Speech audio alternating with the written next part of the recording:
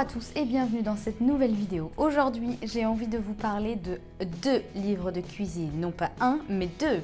Il s'agit des 2 nouveaux livres de cuisine récemment publiés par, je vais essayer de ne pas écorcher les noms, Stéphanie Tresch-Medici, aka La Fée Stéphanie.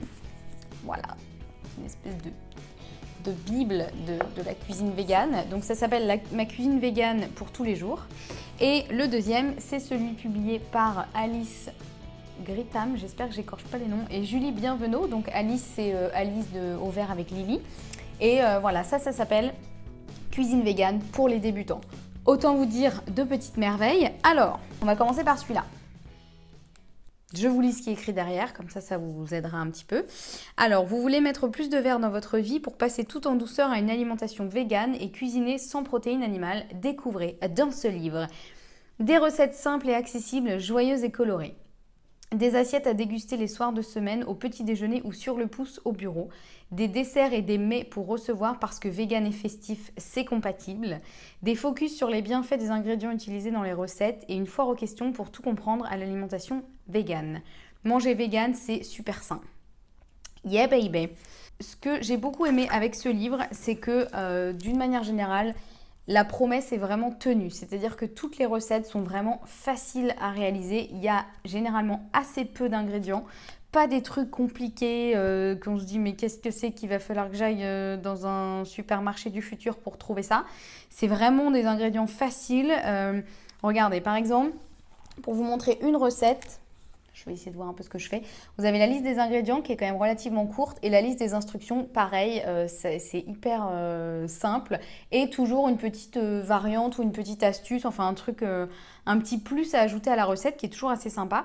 Voilà, donc là par exemple, il vous faut du pain, de la sauce tomate, une courgette, de la levure maltée. Bon, ça c'est le truc éventuellement, ça peut paraître un petit peu du futur. Mais bon, qui ne connaît pas la levure maltée? Genre moi, c'est un peu toute ma vie, j'en mets partout. Des herbes de Provence, de l'huile d'olive, un avocat, de la roquette et des capres. Voilà, pas compliqué à trouver. Et pour avoir testé un bon nombre de recettes de Au vert avec Lily, je peux vous dire que généralement les recettes sont vraiment bonnes et vraiment faciles à faire. Donc déjà, gros point positif pour ce livre. Et alors un autre truc, c'est qu'au tout début, donc je vais vous lire un peu le sommaire pour que vous puissiez voir un peu ce qu'il y a dans ce livre. Donc il y a une introduction, une foire aux questions, mon placard idéal, petit déjeuner et goûter, sur le pouce au bureau ou ailleurs, les soirs de semaine, la cuisine végane pour recevoir et le dessert alors, ma section préférée, équivalence et mesures et index des recettes. Voilà. Et ce que j'aime beaucoup, c'est qu'au tout début du livre, donc vous avez une introduction avec voilà, quelques petites informations, etc. Et le lait dans tout ça, alors je fais comment, etc. Donc c'est assez rapide, mais c'est quand même bien documenté. Et surtout, la question et la réponse qui m'ont fait mais super plaisir. La question est, et si je craque, comment gérer ? Et moi, vous le savez sûrement si vous me suivez depuis un moment, je suis contre les dictateurs véganes. Je suis contre le fait de dire oh, « j'ai craqué une fois, j'ai mangé un truc qui n'était pas vegan, du coup je vais m'auto-flageller pendant 10 jours sur la place publique ». Voilà, faut arrêter à un moment. Le véganisme, ça ne veut pas dire être parfait, c'est une démarche de bienveillance. Et oui, des fois, ça peut arriver de faire des erreurs, de craquer, de manger un truc qui n'est pas vegan. Et je pense que ça ne fait pas de vous une personne horrible. Et donc, en lisant cette petite question, et si je craque, comment gérer? Là, je me dis, ouh, attention, voyons la réponse. Je vais vous lire la réponse parce que vraiment, elle m'a fait plaisir. Vous venez d'avaler avec plaisir une part de gâteau basque pur beurre et sitôt la dernière miette époustée, le rouge vous monte aux joues. Arrêtez. Rien ne sert de culpabiliser. Votre démarche doit être celle de la bienveillance, de l'ouverture, du respect et de l'amour. Vers les animaux et la nature, certes, mais aussi envers vous et les autres humains. Tellement d'accord avec ça. Inutile de vous flageller si vous n'avez pas su résister aux lasagnes de votre mamie et inutile de blâmer vos collègues qui se délectent encore de viande ou de poisson à chaque repas. Rappelez-vous que l'essentiel est de faire de votre mieux et que votre mieux d'hier n'est pas le même qu'aujourd'hui ni celui de demain. Il en va de même pour vos amis omnivores. Mais merci. Merci Alice. Merci Alice et Julie. Voilà, cette réponse m'a fait tellement de bien. Je trouve ça hyper important de le mettre noir sur blanc dans des livres comme ça parce que voilà, il faut le rappeler. Le véganisme, c'est une démarche de bienveillance envers les animaux, la planète, mais aussi envers vous-même. Ensuite, pour passer un peu aux recettes, donc vous l'avez vu, comme je vous l'ai dit dans le sommaire, il y a les petits déjeuners, etc., les plats, les occasions un peu plus festives, les desserts, etc. Et voilà, moi j'ai beaucoup aimé, honnêtement, je trouve que quasiment toutes les recettes me donnent envie personnellement. Après, celles qui me donnent moins envie, c'est juste une question de goût, parce qu'il y a des trucs que bon, j'aime peut-être un peu moins. Mais regardez, ça franchement, c'est un truc, c'est un plat de macaroni crémeux aux patates douces et aux épinards, hyper simple à faire. Et ça, vous faites ça à vos enfants, je pense qu'ils se régalent. Vous faites ça à vos amis, votre conjoint, vos cousines, je pense qu'ils vont kiffer. Donc voilà, je trouve que c'est des recettes qui sont vraiment à l'image de ce que fait Alice sur son site. Des recettes simples, pas prises de tête, gourmandes et malgré tout saines, effectivement. À chaque fois, c'est des ingrédients qui sont assez sains, assez bruts. Pas de produits transformés chelous, pas d'ajout de 8 litres d'huile, etc. Et voilà. Si je n'avais qu'une remarque à faire par rapport à ce livre, c'est qu'il n'y a pas assez de recettes avec du chocolat. Mais ça, c'est parce que moi, j'aime beaucoup le chocolat. Voilà, c'est qu'il y en a, hein, malgré tout, il y en a. Hein, je dis ça, mais dans les desserts, il y a des recettes avec du chocolat. Mais j'avoue que moi, si je pouvais avoir que des recettes au chocolat, je serais contente. Voilà, voilà. Donc voilà, je ne peux que vous conseiller ce livre à vous offrir, pourquoi pas à vos amis aussi, à vos proches qui ne savent pas quoi vous cuisiner quand vous allez manger chez eux et qui se disent « Oh là là, j'ai un vegan qui vient dîner, qu'est-ce que je fais à manger ?» Et ben voilà, ça peut être une très bonne idée de cadeau parce que vraiment les recettes sont pas compliquées, il n'y a pas des ingrédients chelous que seuls les végans connaissent. Voilà, vraiment gros coup de cœur. Je vous montre encore des petites recettes.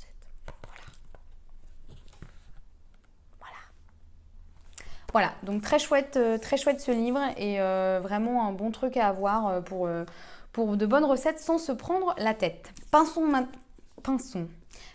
maintenant à celui-ci. Ma cuisine végane pour tous les jours. Je vous lis ce qui est écrit derrière. Un livre ressource pour trouver facilement la version végane de tous vos plats préférés.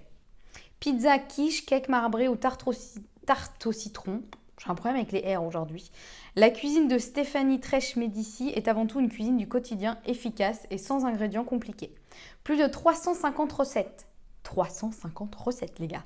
Des conseils, un index par ingrédient, des chapitres par type de plat. Pratique à consulter pour trouver à coup sûr la bonne recette de crêpes véganes ou une foule d'idées pour l'apéro. C'est cadeau. Alors, un seul point négatif de ce livre, mais en même temps avec 350 recettes, je pense que tu ne peux pas faire pour toutes, c'est qu'il y a très peu de photos.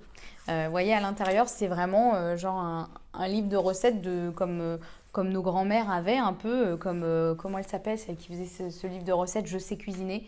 Je me souviens plus. Et le chat qui recommence à manger ses croquettes dès que je fais une vidéo. C'est pas possible, hein, choupichou. Donc il y a quelques photos, effectivement, très jolies d'ailleurs, au milieu. Voilà. Mais c'est à peu près tout. Donc j'avoue, c'est voilà, un livre de recettes, on aime bien quand il y a des photos. Mais malgré tout, ça fonctionne très bien. Et j'ai moi-même testé quelques-unes des recettes, dont le soufflé au chocolat. Mamma mia! Super bon, voilà, vraiment trop bon. Et donc pour vous dire un petit peu ce qu'il y a dedans, donc le sommaire, vous voyez, il y a... Vas-y, je me mets un coup de livre dans le nez. Donc, il y a effectivement un paquet de recettes différentes. Je ne vais pas toutes vous les énumérer, évidemment. Donc, il y a une préface faite par un docteur, donc ce qui est intéressant aussi, parce que ça permet de démystifier un peu le « oui, mais les véganes, on manque de protéines, les enfants, ils ne peuvent pas être véganes, etc. » Donc, voilà, tout ça, c'est intéressant parce que ça permet de remettre un peu les choses à leur place. En termes de recettes, les grandes sections, ça va être apéritif, terrine, tartinade, houmous, les bruschettes, donc les tartines grillées avec des trucs dessus, trop bon. Les salades, les grands saladiers de céréales, les Buddha bowls, forcément. Les tartes, les quiches, les feuilletés, les pizzas, les sandwichs et les lunchbox. La street food, donc par exemple le kebab, revu et corrigé, des choses comme ça. Les soupes et les veloutés, les risottis, les pâtes aux légumes, la cuisine du monde, la cuisine asiatique, la cuisine indienne, les grands plats conviviaux, genre la paella, le chili sin carne, etc. Les légumes d'accompagnement, les pommes de terre, les légumineuses, les viandes végétales, les burgers. Je ne vais pas vous faire toute la liste parce qu'il y en a énormément. Le seitan, les sauces froides, les sauces chaudes, les fromages végétaux, les desserts et gourmandises, évidemment, les crêpes, les cakes et muffins, les tartes, les pains, toute la boulangerie, les viennoiseries, etc. Voilà, donc autant vous dire qu'il y a vraiment de quoi faire. Et même chose, c'est à chaque fois des recettes où vous voyez la liste des ingrédients. La liste des ingrédients est relativement courte et les explications aussi. Alors forcément, il y a des recettes plus techniques que d'autres. Voilà. J'ai évidemment pas encore parcouru toutes les recettes, mais ce truc, enfin voilà, moi maintenant, dès que j'ai une recette à faire, je me dis, ah tiens, je ferais bien... je sais pas, un risotto, et ben je regarde, hop, risotto, et forcément il y aura une recette de risotto. Donc voilà, il y a vraiment tout, 350 recettes, je ne sais pas quoi dire d'autre. Sachant que les recettes de la Fée Stéphanie sur son blog, elles sont toutes trop bonnes, enfin à chaque fois c'est vraiment, c'est toujours un succès. Et donc voilà, j'étais très contente quand j'ai vu qu'elle allait sortir ce livre. J'ai hâte de tester encore plus de recettes. Je vous dis, j'ai testé le soufflé au chocolat qui était trop bon. Qu'est-ce qu'on a? La croquette aux artichauts sur un lit de sauce tomate.